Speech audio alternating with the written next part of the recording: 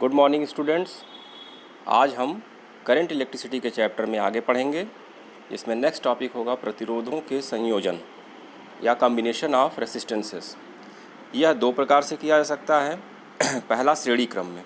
तो देखें यहाँ श्रेणी क्रम में तीन प्रतिरोध लिए गए हैं R1, R2, R3 और इनको श्रेणी क्रम में जोड़ा गया है। इसको एक बैटरी जिसका वोल्टेज V है इससे जोड़ा गया है और प्रतिरोधों के वोल्टेज प्रतिरोधों के सिरों के वोल्टेज V1, V2 और V3 हैं। माना इस सर्किट में एक धारा I बह रही है, हमको इसका तुल्य प्रतिरोध निकालना है कि अगर तीन प्रतिरोध हैं R1, R2, R3 तो इसका तुल्य प्रतिरोध कितना है। तो देखें यहाँ ओम के नियम से V1 यानी प्रतिरोध R1 के सिरों का वोल्टेज V1 बराबर होगा IR1, इसी प्रकार V2 होगा IR2, V3 होगा IR3। अब सिरों B और C के बीच विभवांतर, यहाँ पे देखें सिरा B है और ये सिरा C है, इनके बीच का विभवांतर अगर V है टोटल, तो ये V किसके बराबर होगा, V1 plus V2 plus V3, यानी तीनों प्रतिरोधों के सिरों का जो विभवांतर होगा उसके योग के बराबर होगा। अब हम V1, V2, V3 का मान रखेंगे, तो V1 बराबर IR1, V2 बराबर IR2, V3 बराबर IR3। I कॉमन हो गया तो ब्रैकेट के अंदर होगा R1 plus R2 plus R3। अब यदि B और C के बीच तुल्य प्रतिरोध R हो, यानी यहाँ पे देखें B और C के बीच, यह B है और ये C है, इसके बीच तुल्य प्रतिरोध R हो तो हम इसको लिख सकते हैं V बराबर IR। ऊपर वाला समीकरण नंबर 1 ले लिया, दूसरा V इक्वल टू IR समीकरण 2 हो गया और 1 और 2 से तुलना करने पर हमको मिलेगा IR बराबर IR1 plus R2 plus R3। I से I कट जाएगा और हमको तुल्य प्रतिरोध मिलेगा R बराबर R1 plus R2 plus R3। अर्थात तुल्य प्रतिरोध उन प्रतिरोधों के योग के बराबर होता है, यानी जितने भी प्रतिरोध होंगे श्रेणी क्रम में उनको हम सीधे डायरेक्ट जोड़ देंगे। दूसरा देखते हैं समांतर क्रम। क्वेश्चन में इन दोनों का कॉम्बिनेशन आता है, आगे हम लोग डिस्कस करेंगे। तो पहले समांतर क्रम देखते हैं इन पैरेलल। इसमें क्या करते हैं कि हम समांतर क्रम में प्रतिरोध R1, R2, R3, वही तीन प्रतिरोधों का उदाहरण यहाँ भी लिया गया है और इसको एक बैटरी से जिसका वोल्टेज V है उससे जोड़ दिया गया है। अब यहाँ पे देखें A और B दो सिरों के बीच में ये तीनों प्रतिरोध है, तो जब धारा I इसमें आएगी तो ये तीन भाग में बढ़ जाएगी, I1, I2 और I3। प्रतिरोध R1 में धारा I1 जा रही है, प्रतिरोध R2 में धारा I2 जा रही है और प्रतिरोध R3 में धारा I3 जा रही है और इनके सिरों का जो वोल्टेज है यानी AB के बीच का वोल्टेज आप देखेंगे यहाँ पे ये वोल्टेज V के बराबर है। अब धारा I1 का मान क्या होगा, पुनः हम लोग ओम का नियम उपयोग करेंगे, तो I1 बराबर V बटा R1, I2 बराबर V बटा R2, I3 बराबर V बटा R3। कुल धारा I किसके बराबर होगी, I1 plus I2 plus I3 के बराबर। I1, I2, I3 का मान यहाँ पे रखेंगे तो हमको मिलेगा V बटा R1 प्लस V बटा R2 प्लस V बटा R3। यह मान लिया समीकरण नंबर 1 हो गया। अब यदि A और B के बीच, जैसे पहले वाले में हम लोग निकाले हैं उसी तरह से इसमें भी निकालेंगे। यदि A और B के बीच तुल्य प्रतिरोध R हो तो I बराबर हो जाएगा V बटा R। अब समीकरण 1 और 2 से V बटा R यानी I का मान यहाँ पे रखेंगे एक वाले में, तो हमको मिल जाएगा V बटा R बराबर V बटा R1 प्लस V बटा R2 प्लस V बटा R3। अब V बटा R में V कॉमन लेंगे तो हमको राइट साइड में मिलेगा 1/R1 plus 1/R2 plus 1/R3। V से V कैंसिल होगा और हमको मिल जाएगा 1/R equal to 1/R1 plus 1/R2 plus 1/R3। यहाँ पे ये फ़ोटो खींचते समय ये आ गया है तो इसको आप देख लेंगे, कोई इसमें दिक्कत नहीं है। 1/R इक्वल टू हो जाएगा 1/R1 plus 1/R2 plus 1/R3।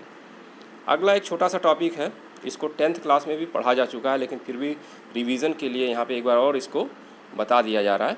वैद्युत ऊर्जा एवं शक्ति, इलेक्ट्रिकल एनर्जी एंड पावर। तो इलेक्ट्रिकल एनर्जी क्या है, इसको देखें। एक सर्किट बनाया गया है, माना कोई ये तार है जिसमें I एम्पियर की धारा t सेकेंड तक प्रवाहित की जाती है तथा तार के सिरों के बीच बैटरी द्वारा विभवांतर V वोल्ट है। यदि तार में बहने वाला आवेश Q कूलाम है तो आवेश बराबर धारा गुणे समय, यानी Q is equal to I into T. अब बैटरी द्वारा, यानी बैटरी जो इसमें लगी हुई है वह क्या करती है कि आवेश Q को एक सिरे से दूसरे सिरे तक ले जाने में कार्य करती है। तो ये कार्य होगा W और ये होगा W बराबर QV।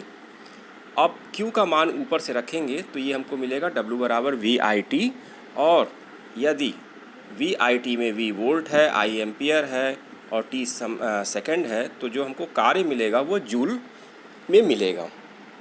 अब यदि तार का प्रतिरोध R ओम, ऊपर देखिए चित्र में, यदि तार का प्रतिरोध R ओम हो तो V बराबर IR से W बराबर हो जाएगा I स्क्वायर RT।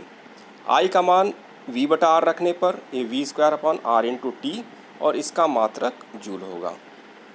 यही किया गया कार्य इस तार में उत्पन्न ऊष्मा के तुल्य होगा और इसको हम लिख सकते हैं W बराबर H यानी हीट एनर्जी। तो यही फार्मूला H बराबर VIT I square RT V square upon R into T को हम एक साथ लिख सकते हैं, यानी H बराबर W बराबर VIT equal to I square RT equal to V square upon R into T।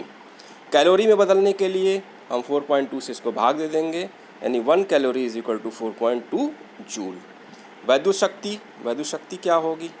वैद्युत शक्ति होती है कि रेट ऑफ डूइंग वर्क, यानी परिपथ में ऊर्जा क्षय होने की दर शक्ति कहते हैं, यानी P बराबर WIT, यानी जो भी ऊपर सारे फार्मूले हैं उसमें हम T से भाग दे देंगे। तो जब T से भाग दे देंगे तो सारे T वाले टर्म्स कट जाएंगे। इसका मात्रक वाट होता है और 1 वाट बराबर 1 जूल प्रति सेकंड या 1 W is equal to 1 joule प्रति सेकंड के बराबर होता है। ठीक, यानी P equal to VIT upon T equal to VI। इसी तरह से P is equal to I square R equal to V square upon R equal to VI, यानी तीनों फार्मूलों को हम एक साथ लिख सकते हैं। अब यहाँ कुछ छोटी बड़ी यूनिट है, इसको हम देखेंगे कि 1 किलोवाट इक्वल टू 1000 वाट या 10 to the power 3 watt. 1 megawatt की जहाँ आवश्यकता होगी वहाँ 10 टू द पावर 6 वाट के बराबर हम रखेंगे।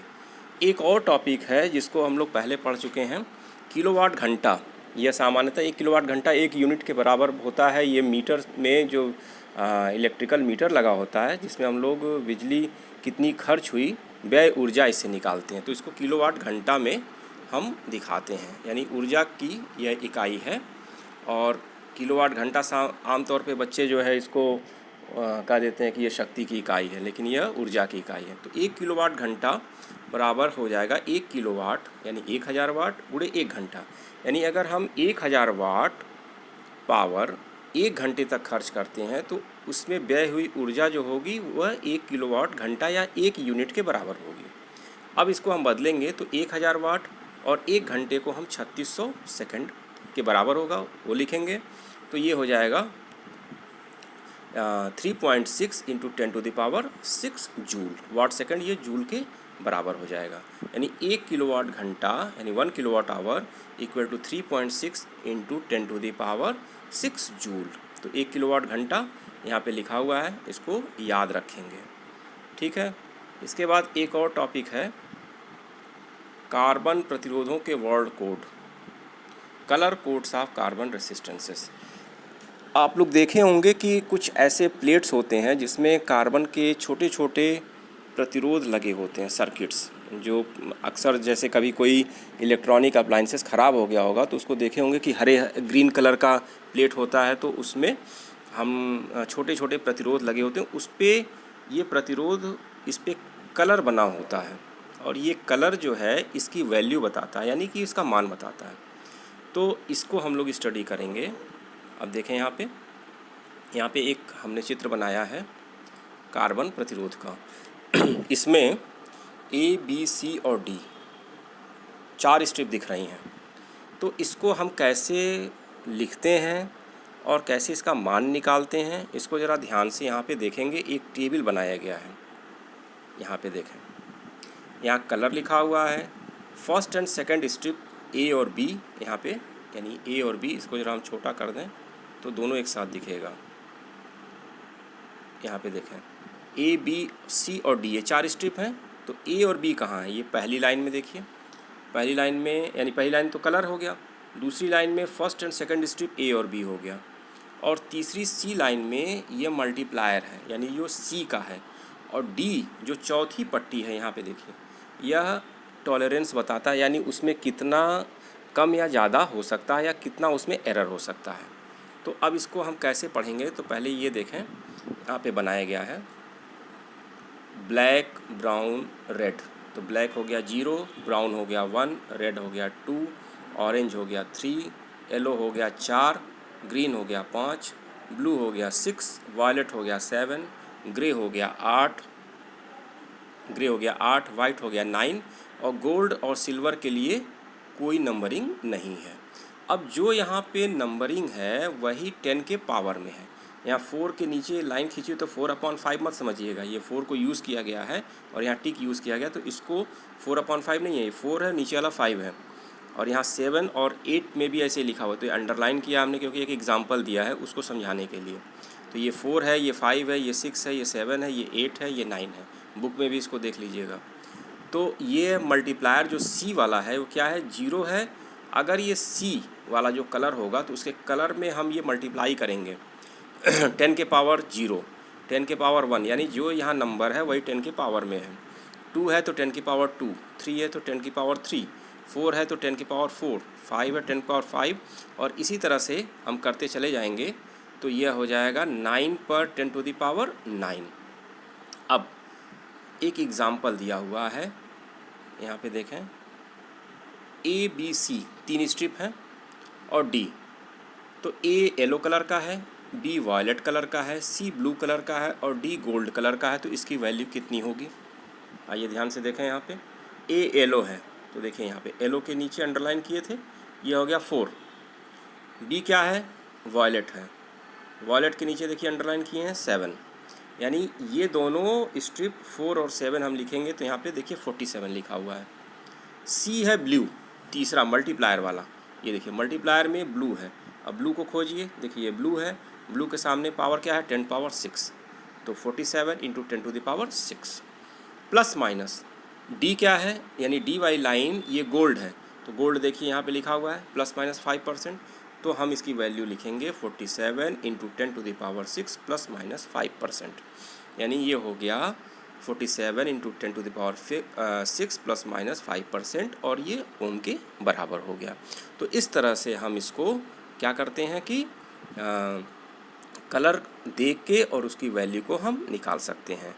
अब आगे दूसरे वीडियो में, छोटा सा वीडियो दूसरा एक और बनेगा, उसमें हम बाकी चीज़ों को, एक मिनट एक चीज़ इसको और देख लीजिए कि इसको याद कैसे करते हैं। याद रखने के लिए देखिए, इसको ब्लैक है, ब्राउन है, रेड है, ऑरेंज है, येलो है, ग्रीन है, ब्लू है, वायलेट है, ग्रे, वाइट। तो इसको हम एक याद रखने के लिए बना लेते हैं BBROY। देखिए BB Roy, great boy, very good wife. तो इससे हम क्या करते हैं, ये शब्द हमको याद रहेंगे तो हम उसके नीचे नंबरिंग लिख लेंगे। जैसे BB रॉय, तो B को 0, B यहाँ पे 1, Roy 2, 3, 4, great boy, very good wife 5, 6, 7, 8, 9। तो यहाँ तक इसको हम ये तरीका है एक जो याद रख सकते हैं, और बाकी उसके बाद कलर टॉलरेंस वगैरह ये भी याद कर सकते हैं। अब दूसरे वीडियो में हम लोग न्यूमेरिकल्स डिस्कस करेंगे।